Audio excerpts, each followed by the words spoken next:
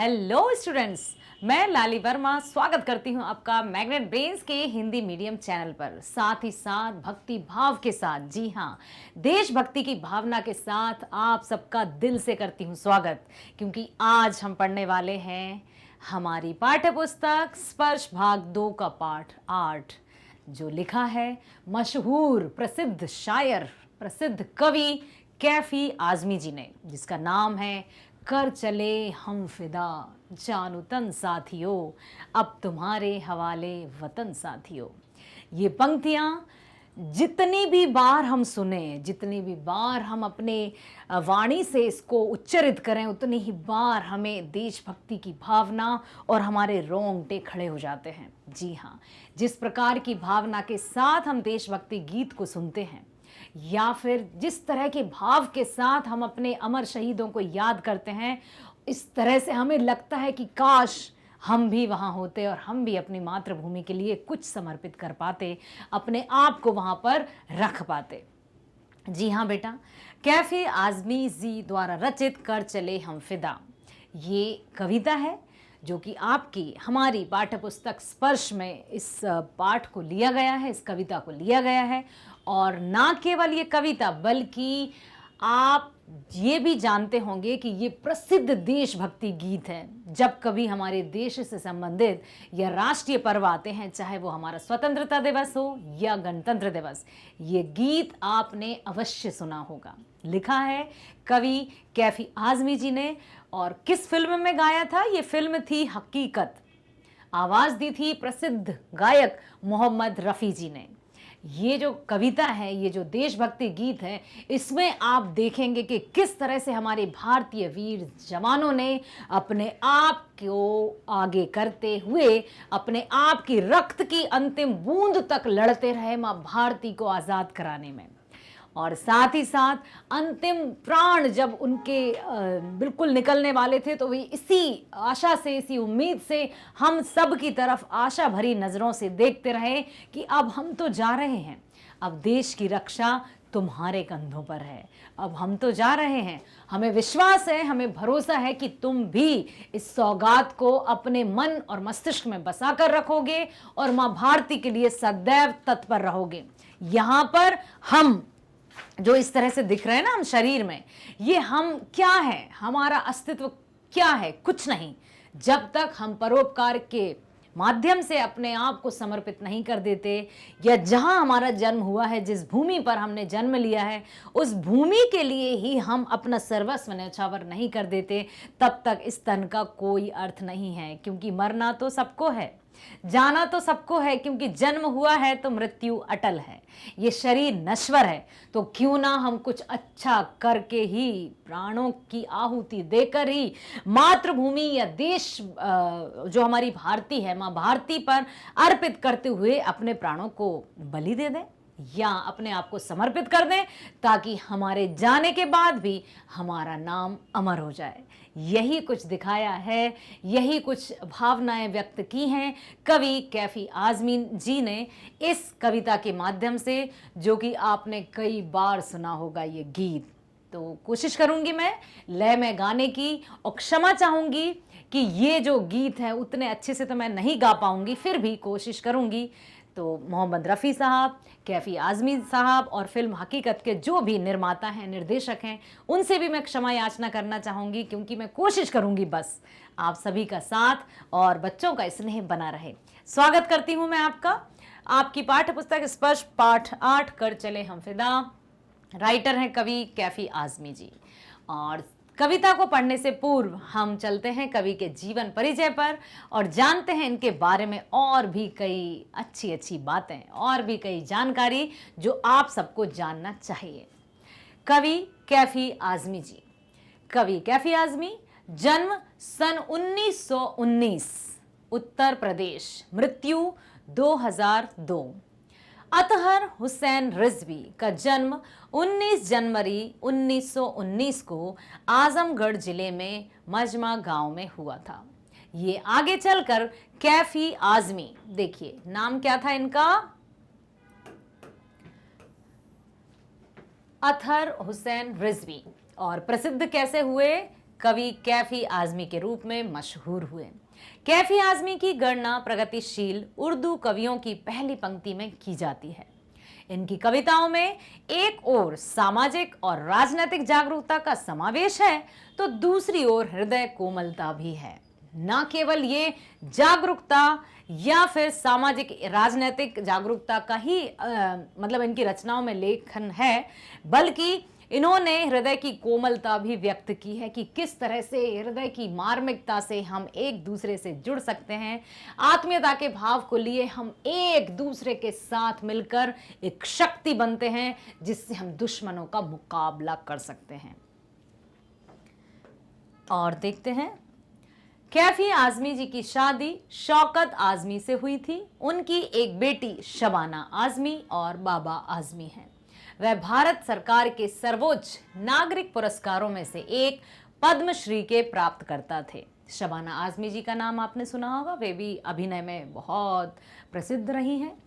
इनके अलावा उन्हें उत्तर प्रदेश उर्दू अकादमी पुरस्कार और साहित्य अकादमी पुरस्कार से भी सम्मानित किया गया। ये हैं कवि कैफी आजमी जी, जो प्रसिद्ध हैं न केवल अपने ही क्षेत्र में या अपने भारत में बल्कि संपूर्ण विश्व में इनके नामों की चर्चा होती है। नामों मैंने क्यों कहा, कवि कैफी आजमी और इनकी बेटी शबाना आजमी। अब देखिए, ये जो कविता है, जैसा मैंने अभी आपको बताया कि यहाँ पर आप देख सकते हैं हमारे भारतीय वीर जवानों को अपने आप को एकदम सीना तान कर खड़े रहते हैं और ये दिखाते हैं, ये दर्शाते हैं कि हम भारत के वीर सपूत हैं, हम भारत के वीर सिपाही। ठीक है, ये इस प्रकार से अपने आप को रखते हैं कि कोई भी कितने से कितनी बड़ी ताकत ही क्यों ना आ जाए हमारे समक्ष, हम उसका मुंह तोड़ जवाब देंगे। हम अपने तिरंगे को सदा ऊंचा करते हुए अपने जीवन को अर्पित कर देंगे, परंतु मातृभूमि के सिर को कभी झुकने नहीं देंगे। सर कटा सकते हैं लेकिन सर झुका सकते नहीं, अपनी आज़ादी को हम हरगिज मिटा सकते नहीं। इस तरह की भावना लिए देश के वीर सपूतों को करते हैं हम नमन, करते हैं उनको सलाम और साथ ही साथ उनके परिवारों को देते हैं हम धन्यवाद। क्योंकि हम क्या दे सकते हैं, हम तो कुछ भी नहीं दे सकते, परंतु हाँ, हम सबका कर्तव्य ये अवश्य बनता है कि हम उनके प्रति कृतज्ञ भाव रखें और साथ ही साथ उनके परिवारजनों के प्रति सम्मान की भावना रखें। क्योंकि ये वही सपूत हैं जिनके कारण आज हम और आप अर्थात हम सभी चैन की सांस ले पा रहे हैं, चैन से आराम से सो पा रहे हैं। क्योंकि ये दिन रात पहरा देते हैं, सीमाओं पर तैनात खड़े रहते हैं, अपनी जान की परवाह किए बिना, अपने परिवार की चिंता किए बिना हमेशा तत्पर रहते हैं मां भारती की रक्षा के लिए। धन्य है वे वीर सपूत, धन्य है उनके परिवार। हम करते हैं शत शत नमन उनको, शत शत नमन। बहुत बहुत धन्यवाद और आप सभी का बहुत बहुत स्वागत। आइए शुरू करते हैं और अब देखते हैं व्याख्या। प्रस्तुत कविता में देश के सैनिकों की भावनाओं का वर्णन है। सैनिक कभी भी देश के मान सम्मान को बचाने से पीछे नहीं हटते, फिर चाहे उसे अपनी जान से ही हाथ क्यों ना धोना पड़े। भारत चीन युद्ध के दौरान सैनिकों को गोलियां लगने के कारण 1962 की बात की जा रही है बेटा। भारत और चीन युद्ध हुआ था सन 1962 में। ठीक है, युद्ध के दौरान सैनिकों को गोलियां लगने के कारण उनकी सांसें रुकने वाली थीं, ठंड के कारण उनकी नाड़ियों में खून जम रहा था, परंतु उन्होंने किसी चीज की परवाह ना करते हुए दुश्मनों का बहादुरी से मुकाबला किया और दुश्मनों को आगे बढ़ने का मौका नहीं दिया। सैनिक गर्व से कहते हैं कि हमें अपने सिर कटवाने में भी कोई दुख नहीं है। यदि सिर कटवाना पड़े तो हम हंसी खुशी अपना सिर कटवा देंगे, परंतु हमारे गौरव के प्रतीक हिमालय को कभी झुकने नहीं देंगे। अर्थात हिमालय पर दुश्मनों के कदम नहीं पड़ने देंगे। सिर कटा सकते हैं लेकिन सिर झुका सकते नहीं। अपनी आज़ादी को हम हरगिज मिटा सकते नहीं, लेकिन देश के लिए प्राण न्यौछावर करने की खुशी कभी कभी किसी किसी को ही मिल पाती है। अर्थात सैनिक देश पर मर मिटने का एक भी मौका नहीं खोना चाहते, क्योंकि हर एक सैनिक के मन में यही रहता है कि कब मैं अपनी मातृभूमि के काम आ सकूं, कब मेरा ये तन उसके गोद में समा सके, ताकि मेरा जीवन सफल हो जाए, ताकि मेरा होना, मेरा अस्तित्व इसमें विलीन हो जाए जिसने मुझे जन्म दिया है। और क्या कहते हैं कवि, जिस तरह से दुल्हन को लाल जोड़े में सजाया जाता है ना, आप ध्यान से सुनिएगा और बहुत अच्छे से अपने मन में देशभक्ति की भावना को जागृत करते हुए बेटा, जिस तरह से दुल्हन का नाम आते ही लाल जोड़े में सजी हुई दुल्हन दिखाई देती है हमें, तो धरती भी दुल्हन बन जाती है। कब?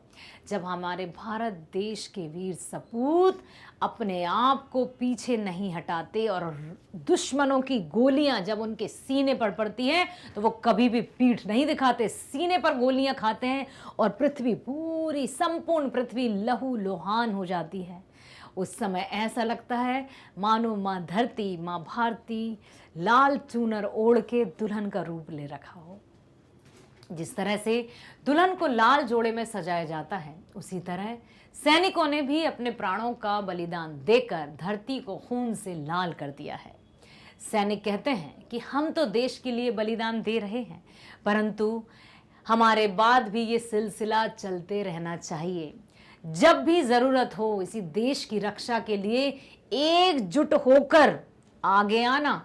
सैनिक अपने देश की धरती को सीता के आंचल की तरह मानते हैं और क्या कहते हैं कि अगर कोई हाथ आंचल छूने को उठे ना, आगे बढ़े, तो उस हाथ को तोड़ देना, जरा सा भी मत रियायत करना उस पर, जरा सा भी उसको ये मत सोचना, दया मत करना। बस जिस तरफ यदि हमारी माँ के दामन पर या माँ के आंचल पर किसी शत्रु के हाथ आने वाले हों, उसी समय उन हाथों को काट देना, कुछ मत सोचना और उस आंचल तक पहुंचने मत देना। अपने वतन की रक्षा के लिए तुम ही राम हो और तुम ही लक्ष्मण हो, तुम ही रहीम हो। अब इस देश की रक्षा का दायित्व तुम पर है। इस तरह से यहाँ पर कवि कैफी आज़मी ने बड़े ही सुंदर शब्दों के साथ इस कविता को पिरोया है और ये कविता इतनी प्रसिद्ध हुई कि फिल्म हकीकत थी जिसमें देशभक्ति की भावना ओतप्रोत थी, उसमें ये प्रमुख गीत बनकर आया। और ये गीत इतना प्रसिद्ध हुआ कि जब भी हमारे राष्ट्रीय पर्व या जब भी देशभक्ति से संबंधित कोई कार्यक्रम होते हैं तो ये गीत तो आपने सुना ही होगा। आइए कोशिश करते हैं इस कविता को, इस गीत को पढ़ने की और आइए देखते हैं। देखिए, सबसे पहली पंक्ति है, कर चले हम फिदा जानो तन साथियों, अब तुम्हारे हवाले वतन साथियों। अब कोशिश करती हूँ। सांस थमती गई, नब्ज जमती गई, फिर भी बढ़ते कदम को न रुकने दिया। कट गए सर हमारे तो कुछ गम नहीं, सर हिमालय का हमने न झुकने दिया। मरते मरते रहा बाकपन साथियों, अब तुम्हारे हवाले वतन साथियों। रोंगटे खड़े हो जाते हैं बेटा, सीरियसली। ये जो गीत है हमें याद दिला देता है, हमें उस पल में पहुंचा देता है, उस क्षण में पहुंचा देता है। ऐसा लगता है जैसे हम भी वीर सपूतों के साथ खड़े हों, हम भी एक भारत के सैनिकों की भीड़ में शामिल हैं जो अपनी मातृभूमि के लिए सर्वस्व त्याग करने को तत्पर हैं। इन पंक्तियों के माध्यम से देखिए, कर चले हम फिदा जानो तन साथियों, अब तुम्हारे हवाले वतन साथियों। हम तो अपनी जान को न्यौछावर कर चुके हैं, हम तो अपने प्राणों की आहुति दे चुके हैं मातृभूमि के लिए, माँ भारती के लिए। अब आने वाले भविष्य आप हैं, तो आप ये वतन की जिम्मेदारी, ये माँ के आंचल को साफ सुथरा रखने की जिम्मेदारी आपके कंधों पर है। हर एक सैनिकों की तरफ वो आशा भरी नजरों से देखते हैं, हर एक भारतीय युवक की तरफ, क्योंकि युवा जोश, क्रांति का प्रतीक माने जाते हैं। हर एक युवा की तरफ आशान्वित होकर देखते हैं कि अब हम जा रहे हैं। और एक बात मैं बता दूं, आपके घर परिवार में कोई ना कोई तो होंगे मिलिट्री में या भारतीय सेना में भर्ती, तो आप स्वयं भी जान पाते होंगे, समझ पाते होंगे कि किस तरह से उनके मन में जो जज्बा रहता है, जो जुनून रहता है, वो काबिल तारीफ, क्योंकि हम तो उनकी प्रशंसा भी नहीं कर सकते, हमारे पास तो इतने शब्द भी नहीं हैं। और क्या कहना चाहते हैं, सांस थमती गई, नब्ज जमती गई, फिर भी बढ़ते कदम को न रुकने दिया। बात हो रही है सन 1962 के भारत और चीन युद्ध की। उस समय कड़ाके की सर्दी, पूरा जो मौसम था वो -डिग्री में था। ऐसा लग रहा था जैसे खून भी शरीर में जम गया है, सांस थमने लगी थी, नब्ज जमने लगी थी, लेकिन फिर भी वे रुके नहीं, वे हारे नहीं, वे पीछे नहीं हटे, बल्कि बहादुरी से आगे आकर उन्होंने मां भारती की रक्षा की और अंतिम लहू की बूंद तक, अंतिम सांस तक दुश्मनों को पीछे हटाते गए। सांस थमती गई, नब्ज जमती गई, फिर भी बढ़ते कदम को ना रुकने दिया। कट गए सर हमारे तो कुछ गम नहीं, सर हिमालय का हमने न झुकने दिया। और एक बात बता दूं कि भारतीय सैनिक कभी भी मरने से घबराते नहीं हैं, उनके मन में मरने का खौफ रहता ही नहीं है। जबकि हम आम आदमी को मरने से डर लगता है, मरने से डरना नहीं है, क्योंकि जिसका जन्म हुआ है उसको जाना है, तो क्यों ना कुछ अच्छा करके जाएं, क्यों ना हमारे देश के लिए, हमारी मातृभूमि के लिए सर्वस्व त्याग कर जाएं, ताकि हम जीते जी, जो मतलब इस तरह से हम जब समर्पित करके जाएंगे तो हमारे जाने के बाद भी लोग हमारा नाम लें, क्योंकि ऐसे जाना है और ऐसे तो आए हैं तो जाना है। सर हिमालय का हमने न झुकने दिया, मरते मरते रहा बाकपन साथियों, अब तुम्हारे हवाले वतन साथियों। अंतिम जब तक वो बोल पाए ना, छलनियां कर दिया गोलियों से दुश्मनों ने उनका शरीर, लेकिन फिर भी वो यही आशा भरी नजरों से हमारी तरफ देखते रहे, युवकों की तरफ देखते रहे, भारतीय सैनिकों की तरफ देखते रहे कि अब हम तो जा रहे हैं, अब तुम ही देश की रक्षा करोगे, तुम ही इनके लिए समर्पित रहोगे, कोई भी दुश्मन, कोई भी शत्रु मां भारती के आंचल को छूने ना पाए। ठीक है, आइए पढ़ते हैं व्याख्या। कवि कहते हैं कि सैनिक अपने आखिरी संदेश में कह रहे हैं कि वो अपने प्राणों को देश हित के लिए न्यौछावर कर रहे हैं। अब यह देश हम जाते जाते आप देशवासियों को सौंप रहे हैं। सैनिक उस दृश्य का वर्णन कर रहे हैं जब दुश्मनों ने देश पर हमला किया था।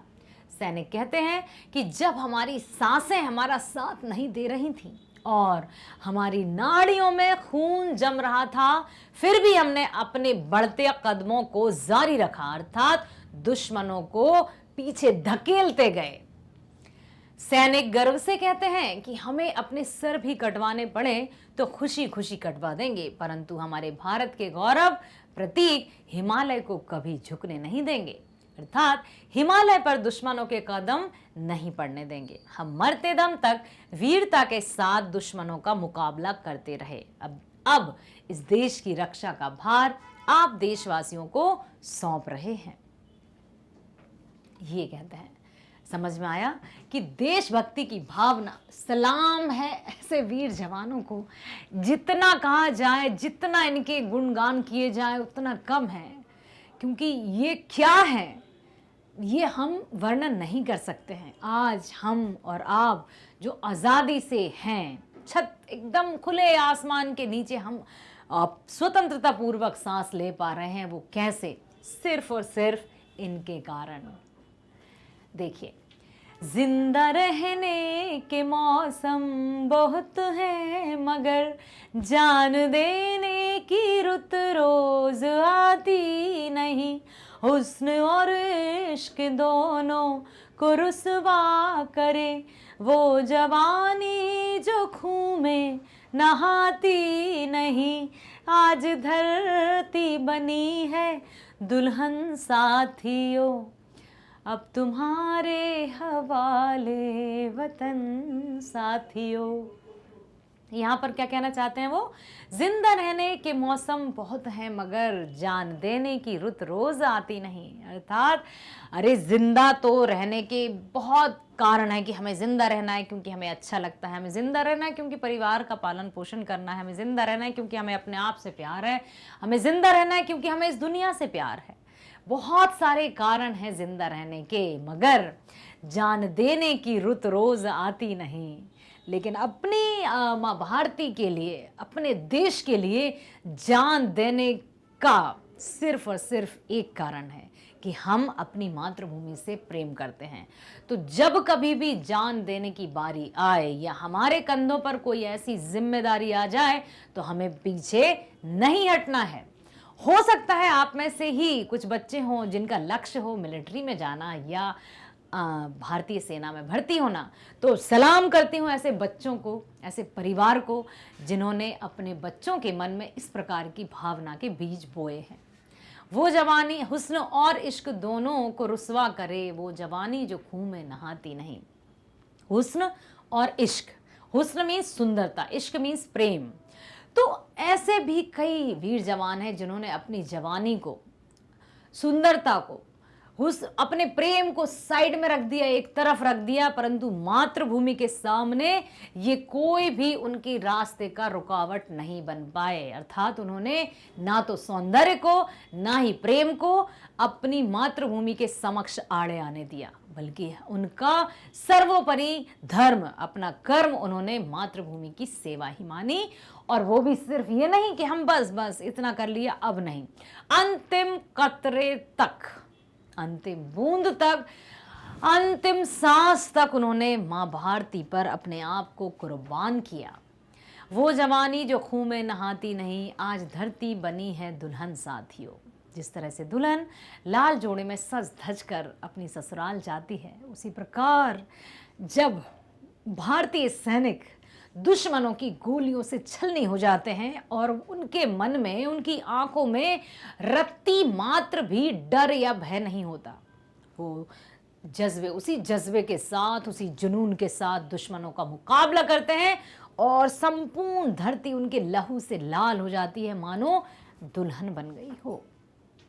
अब तुम्हारे हवाले वतन साथियों। बस वो हमसे यही कहते हैं कि अब हम जा रहे हैं, मातृभूमि पर हम समर्पित हो रहे हैं और ये हमारे लिए गर्व की बात है कि हमें शहीद होने का अवसर मिला।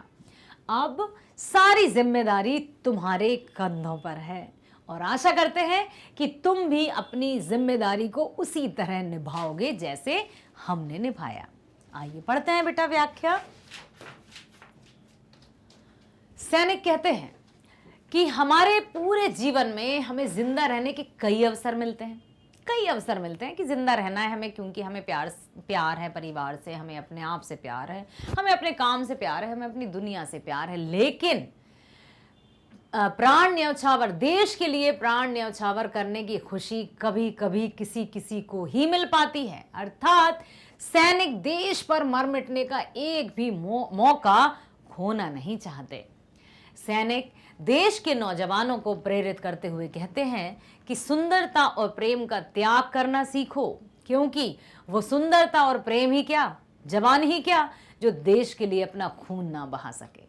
बिल्कुल, मोह, लालच, प्रेम, इसमें फंस कर अपने प्रति या अपने आप का जो अस्तित्व है उसको खो मत देना, क्योंकि वो जवानी ही क्या, वो सुंदरता ही क्या जो अपने देश के काम ना आ सके। सैनिक देश की धरती को दुल्हन की तरह मानते हैं और कहते हैं कि जिस तरह दुल्हन को स्वयंवर में हासिल करने के लिए राजा किसी भी मुश्किल को पार कर जाते थे, उसी तरह तुम भी अपनी इस दुल्हन को दुश्मनों से बचाकर रखना, क्योंकि अब हम देश की रक्षा का दायित्व आप देशवासियों पर छोड़कर जा रहे हैं और इस आशा के साथ जा रहे हैं कि तुम, अर्थात आप, देश के युवक, देश के सैनिक, ये जो नए नए बच्चे हैं जो कि अभी पौधे हैं, वृक्ष बनेंगे, जिन्होंने अपने लक्ष्य का निर्धारण कर लिया होगा, उन पर हमें विश्वास है, उन पर हमें अभिमान है कि जिस तरह से हमने मां भारती की रक्षा करते करते अपने आप को बलिदान कर दिया, वैसे ही आप भी अपनी जिम्मेदारी और उत्तरदायित्व को बखूबी निभाएंगे। समझ आया बेटा? ओके, चलते हैं अगले पैराग्राफ पर, अगले पाद्यांश पर कि इन पंक्तियों में कवि क्या कहना चाहते हैं। राह कुर्बानियों की न वीरान हो, तुम सजाते ही रहना नए काफिले। फतह का जश्न इस जश्न के बाद है, जिंदगी मौत से मिल रही है गले। बांध लो अपने सर से कफन साथियों, अब तुम्हारे हवाले वतन साथियों। रफ़ी जी ने बहुत अच्छे से इसको गाया है। फिल्म हकीकत में, प्रयास करती हूँ, गलतियाँ हो सकती हैं, राह कुर्बानियों की न वीरान हो, तुम सजाते ही रहना नए काफिले। फतह का जश्न इस जश्न के बाद है, जिंदगी मौत से मिल रही है गले। बांध लो अपने सर पे कफन साथियों, अब तुम्हारे हवाले वतन साथियों। यहाँ पर जो देश के वीर जवान हैं जो शहीद होने जा रहे हैं और जिनका पूरा का पूरा सीना कर दिया है दुश्मनों ने गोलियों से छलनी, लेकिन फिर भी उनकी आंख में कोई दुख नहीं है, कोई डर नहीं। और ये क्या कहते हैं, राह कुर्बानियों की न वीरान हो, तुम सजाते ही रहना नए काफिले। जो हम कुर्बान हो रहे हैं और हमसे पहले भी जितने शहीद हुए हैं, क्योंकि जो शहीद हुए हैं उनकी ज़रा याद करो कुर्बानी। तो यहाँ पर भी वो यही कहना चाहते हैं कि जिन्होंने अपनी मातृभूमि के लिए, माँ भारती के लिए अपने आप को, अपने लहू की एक एक बूंद को न्यौछावर कर दिया, तो उन कुर्बानियों की राह अर्थात उनका जो बलिदान है वो ज़ाया नहीं जाना चाहिए। तुम सजाते ही रहना नए काफिले, तुम भी इसी तरह से अपनी मातृभूमि की रक्षा के लिए तैयार रहना। कब किसके प्राणों को न्यौछावर करने का वक्त आ जाए, कभी भी पीछे मत हटना। बांध लो अपने सर पे कफन साथियों, अब तुम्हारे हवाले वतन साथियों। यहाँ पर बांध लो अपने सर पर कफन मीन्स मृत्यु के बाद उड़ाया जाता है ना सफेद वस्त्र कपड़ा, तो उन्होंने यही कहा है कि अपने सर पर ही कफन बांध लो। और जब सर पर कफन बांधते हैं तो मौत का भय तो होता ही नहीं है। कोई भी परिस्थिति हो, जो मौत से नहीं डरते उनसे अच्छी अच्छी परिस्थितियां, विपरीत परिस्थितियां, परेशानियां भी डर कर भाग जाती हैं। यही कहना चाहते हैं कि जिंदगी मौत से मिल रही है गले। क्योंकि जब हम भारतीय सैनिकों की बात कर रहे हैं और उस जगह वो रहते हैं जहां पर चारों तरफ शत्रु ही शत्रु हैं, कब किसको गोलियों का सामना करना पड़ जाए, लेकिन मजाल है, धन्य है वे वीर सपूत जो कभी भी अपनी पीठ नहीं दिखाते, आराम से उसी जोश के साथ, उसी जुनून के साथ आगे बढ़ते जाते हैं और कहते हैं क्या कर लोगे तुम, ये शरीर माँ भारती का ही तो है, इस भूमि पर ही तो हमने जन्म लिया है, तो इसके लिए हमें कुर्बान तो होना ही है। अब तुम्हारे हवाले वतन साथियों, तुम्हें ही इसकी लाज रखनी है, तुम्हें ही इसकी मर्यादा बनाए रखनी है और तुम्हें ही इसको शत्रुओं की नजरों से बचाना है। पढ़ते हैं व्याख्या। सैनिक कहते हैं कि हम तो देश के लिए बलिदान दे रहे हैं, परंतु हमारे बाद भी ये सिलसिला चलते रहना चाहिए। जब भी जरूरत हो तो इस तरह देश की रक्षा के लिए एकजुट होकर आगे आना कि शत्रु का जो हौसला है वो पस्त हो जाए, शत्रु हमारे सामने टिक भी ना पाए। जीत की खुशी तो देश पर प्राण न्यौछावर करने की खुशी के बाद दोगुनी हो जाती है और हर एक सैनिक अपने आप को बस बलिदान करने के लिए सबसे आगे की पंक्ति में खड़ा हो जाता है। वो ये नहीं सोचते कि नहीं अब शायद दुश्मन ज्यादा है तो तुम जाओ तुम जाओ। हर एक सैनिक अपने आप को पूरे आत्मविश्वास के साथ कहता है कि मुझे पहले बलिदान होना है। धन्य है वे वीर सपूत, नमन करते हैं हम उनको। जीत की खुशी तो देश पर प्राण न्यौछावर करने के बाद दोगुनी हो जाती है, सैनिकों का कहना है। उस स्थिति में ऐसा लगता है मानो जिंदगी मौत से गले मिल रही हो, फिर भी कोई खौफ नहीं, कोई डर नहीं, कोई चिंता नहीं, कुछ भी नहीं। अब ये देश आप देशवासियों को सौंप रहे हैं। अब आप अपने सर पर मौत की चुनरी बांध लो, अर्थात अब आप देश की रक्षा के लिए तैयार हो जाओ। पढ़ते हैं अगला काव्यांश और देखते हैं कि कवि कैफी आजमी जी ने इन पंक्तियों के माध्यम से हमें क्या बताने का प्रयास किया है। क्योंकि संपूर्ण कविता में ही देशभक्ति की भावना लबालब भरी हुई है। संपूर्ण कविता की जो पंक्तियां हैं वो बहुत ही सुंदर पंक्तियां हैं। इनमें इस तरह से उन्होंने रचना की है, क्योंकि कब की रचना है ये, सन 1962 के समय की, जब चीन और भारत का युद्ध छिड़ा हुआ था और किस तरह से चीनियों ने हमारे भारत पर कब्जा करने का पूरा प्लान बना लिया था, लेकिन हमारी भारतीय सेना के समक्ष उनकी एक ना चली। आइए पढ़ते हैं। खींच दो अपने खूं से जमीन पर लकीर, इस तरफ आने पाए न रावण कोई। तोड़ दो हाथ अगर हाथ उठने लगे, छू न पाए सीता का दामन कोई। राम भी तुम ही लक्ष्मण साथियों, अब तुम्हारे हवाले वतन साथियों।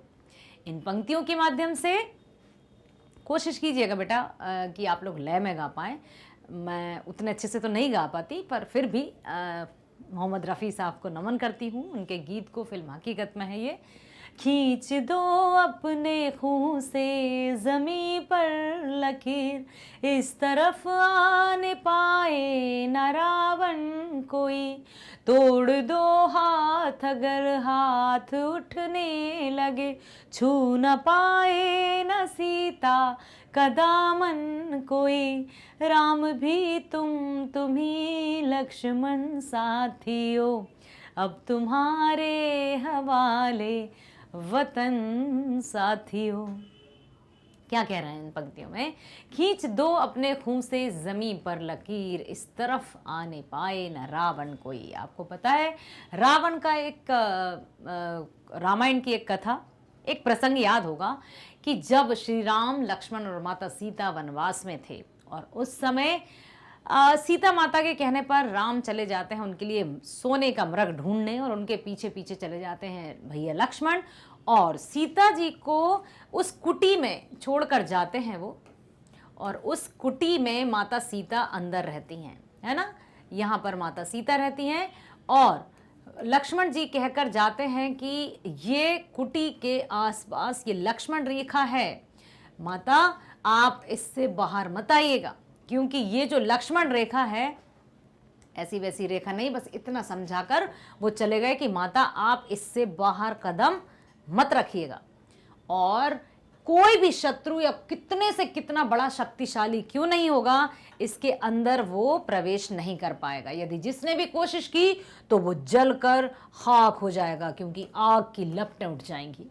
ऐसा हुआ था कि फिर आया रावण, और रावण ने कई बार कोशिश की कि मैं इसको पार कर दूं, परंतु लक्ष्मण रेखा को पार नहीं कर पाया। खींच दो अपने खून से जमीन पर लकीर, इस तरफ आ न पाए न रावण कोई। अपने खून से खींच दो लकीर मातृभूमि के लिए कि इस तरफ कोई भी शत्रु कदम ना रख सके।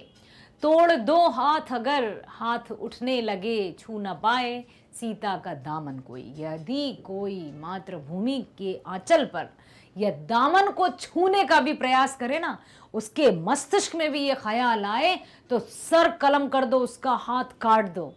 लेकिन माँ भारती पर किसी भी प्रकार की आंच मत आने देना, क्योंकि राम भी तुम ही लक्ष्मण साथियों, अब तुम्हारे हवाले वतन साथियों। कवि कैफी आजमी जी ने कितने सुंदर पौराणिक कथाओं पर, देखिए पौराणिक कथाओं को शामिल करते हुए यहाँ पर राम, लक्ष्मण इस तरह के उपमानों का प्रयोग किया है और इस तरह से रचना की है। धन्य थे कैफी आजमी जी, जिन्होंने इतना सुंदर गीत लिखा जो हमारे मन मस्तिष्क में देशभक्ति की भावना जागृत कर देता है। आइए पढ़ते हैं इसकी व्याख्या। सैनिक कहते हैं कि अपने खून से लक्ष्मण रेखा के समान एक रेखा तुम भी खींच लो और ये तय कर लो कि उस रेखा को पार करके कोई रावण रूपी दुश्मन इस पार ना आ जाए। सैनिक अपने देश की धरती को सीता के आंचल की तरह मानते हैं और कहते हैं कि अगर कोई हाथ आंचल छूने के लिए आगे बढ़े तो उसे तोड़ दो। अपने वतन की रक्षा के लिए तुम ही राम हो और तुम ही लक्ष्मण हो। अब देश की रक्षा का दायित्व तुम पर है। ठीक है, यहाँ पर इस तरह से लिखेंगे, अगर बढ़े। ठीक है, यहाँ पर मैं ड़ा और ढ़ा में अंतर बता देती हूँ आपको।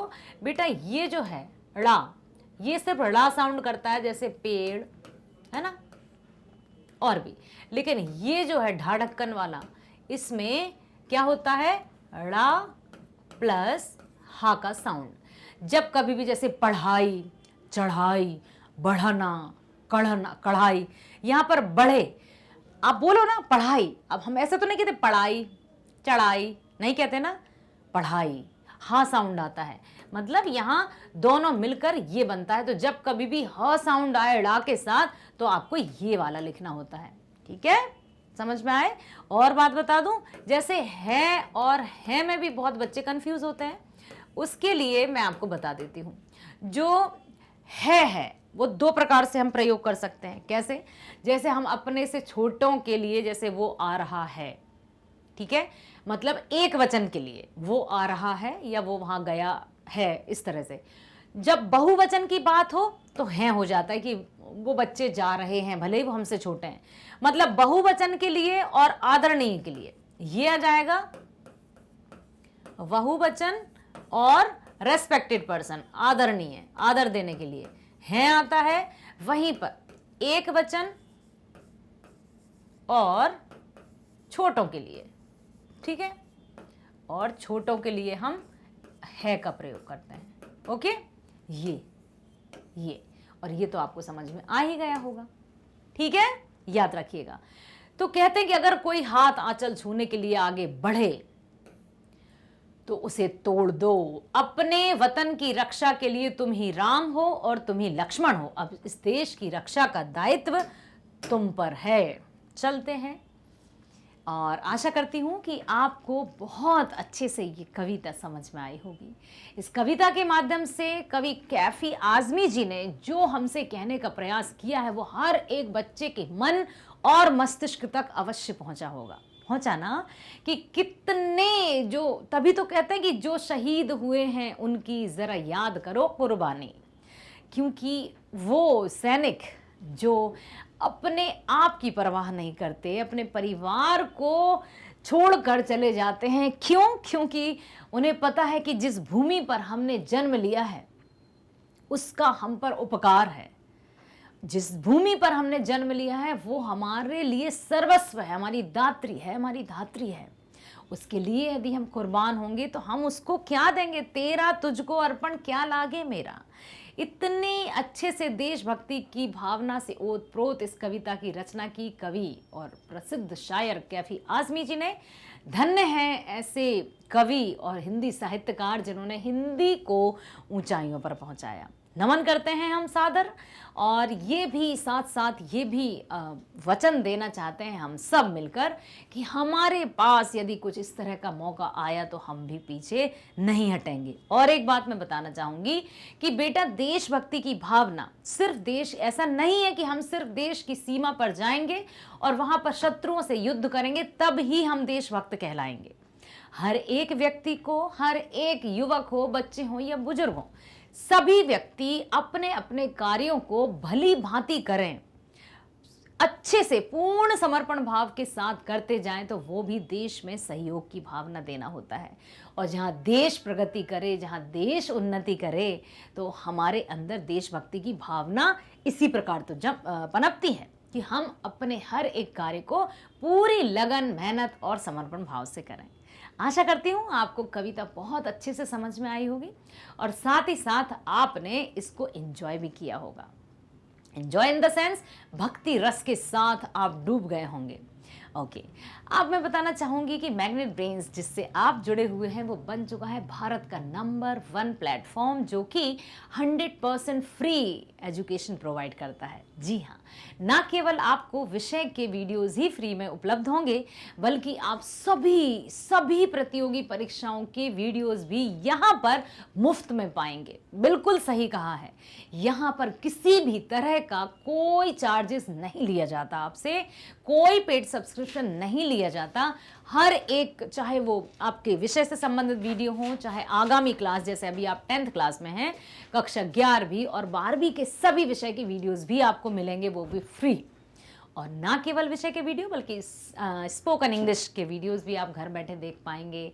सभी प्रतियोगी परीक्षाओं के वीडियोस भी आप मुफ्त में देख पाएंगे। सभी प्रतियोगी परीक्षाओं के नाम आप जानना चाहते हैं? Okay, NTSC, olympiad, IIT, JEE, NEET, CAIIB, JAIIB, bank, insurances, RRB, बहुत सारे जितने भी प्रतियोगी परीक्षाएं होती है ना, सबके वीडियो आपको मैग्नेट ब्रेन्स देता है एकदम मुफ्त, एकदम फ्री बेटा, बिल्कुल। और हमें पता है कि हमारे बच्चे जो आगे आने वाले देश का भविष्य है, होनहार बच्चे हैं, वो हमारे साथ हमेशा जुड़े रहेंगे। अब मैं बात करती हूँ आपकी कक्षा के लिए कि 10वीं अभी आप पढ़ रहे हैं, तो आप अपने क्लास के वीडियो सीबीएसई इंग्लिश मीडियम में भी देख सकते हैं और सीबीएसई हिंदी मीडियम में भी देख सकते हैं। सीबीएसई हिंदी मीडियम में देखने के लिए आपको क्या क्या मिल सकता है हिंदी में? हिंदी तो हमेशा हिंदी रहेगी, इंग्लिश भी हमेशा इंग्लिश रहेगी, क्योंकि ये भाषा है और भाषा तो हर एक विषय में शामिल होती है। बात करते हैं हम गणित की, विज्ञान की और सामाजिक विज्ञान की। इसमें आप हिंदी मीडियम में ये वीडियोस देख पाएंगे, ठीक है।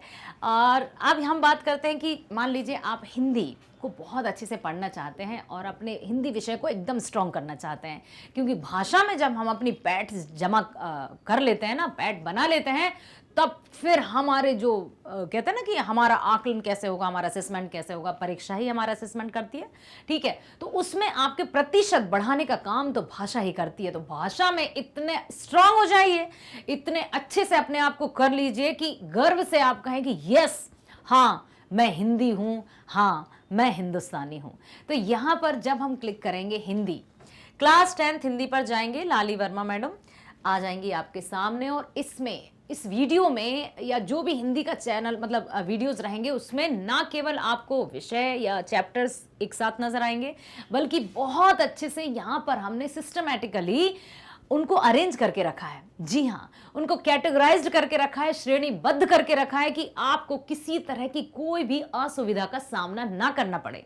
आप बहुत अच्छे से सुविधाजनक तरीके से हर एक पाठ के सार को देख सकते हैं। कैसे?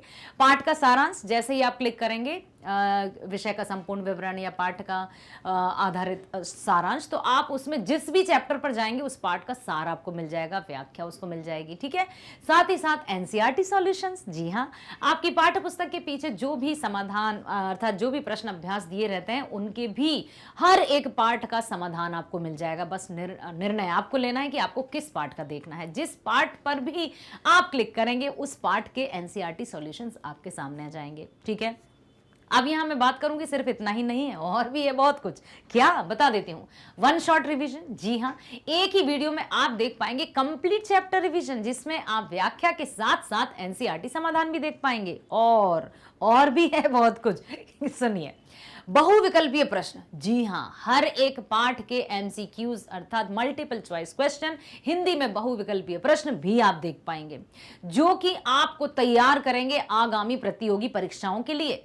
क्योंकि जो भी आगामी परीक्षाएं होती हैं उनमें ऑब्जेक्टिव टाइप क्वेश्चंस या बहुविकल्पीय प्रश्न ही आते हैं, और जब हम प्रैक्टिस करते जाएंगे, जब हम अभ्यास करते जाएंगे, तो हमारा मस्तिष्क एकदम चौकन्ने तरीके से सोचने लगेगा, और हमारा मस्तिष्क फिर उस समय भी जब हम परीक्षा देंगे उस समय भी बड़ी तीव्र गति से चलेगा और बहुत अच्छे से तुरंत जजमेंट कर लेगा कि इसका तो यही सही है। फिर हमें अक्कड़ बक्कड़ बम्बे बो 80-90 पूरे 100 करने की आवश्यकता नहीं होगी, तुक्का मारने की आवश्यकता नहीं होगी, क्योंकि तुक्का सही नहीं होता है, कभी कभार है कि तुक्का सही हो जाए। तो ये सब आप यहां पर देख सकते हैं, ठीक है।